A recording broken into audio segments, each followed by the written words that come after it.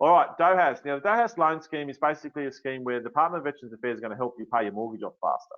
Okay, and the way they do that is they dump some money on your mortgage every month, and the amount of money they dump is in the right-hand column of this thing. And there's 3 tiers to it, depending on how long you've served. Okay, tier 1 is 50%, tier 2 is 75%, tier 3 is 100%.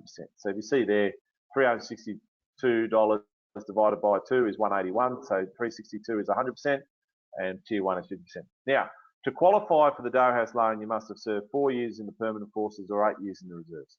And then every 4 years after that, you go up a tier, okay? Up a tier. Now, you must have served within 5 years to be still eligible for this scheme, okay? If you're out now and it's more than 5 years since your last day in uniform, I'm sorry, but you don't get this anymore, okay? Now, the number of years that they will pay this subsidy is your length of service minus the qualifying period. So if you've done 20 years in the permanent Air Force, then take away 4 years, you've got 16 years of entitlement. If you continue to serve, every year you serve is another year of entitlement, right? So you keep getting it. Now, if you do war service, you also get up to 5 years extra. So if you've done 20 years in the Australian Regular Army and you went to Afghanistan on combat duties, okay, then you've got 16 years of subsidy. You've got 20 minus 4 is 16 years of subsidy, plus your 5 years on top is 21 years.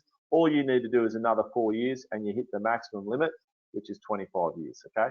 Now, you must do 20 years service to retain your tier 3. Otherwise, you will then drop to tier 1 for the remaining years of entitlement as they pay them out, okay? And if you, so that's what happens. And maximum 25 years of the loan. Now, this is worth a lot of money, okay? It's worth a lot of money. Now, $362, right? If we go to the calculator real quick, 362 times 12 months, that's worth $4,344. Now, if you're leaving the permanent forces, think about going to the reserves because you only have to do 20 days a year in the reserve to qualify for this. So if it's worth $4,344 a year and you just do reserve service, divide that by 20 days, it's worth $217 a day on top of your reserve pay, right? So this is keeping people in the reserves as well. Okay, so I'll just times that by 20 again. So $4,344 a year, times that by 25 years, it's worth $108,600, okay?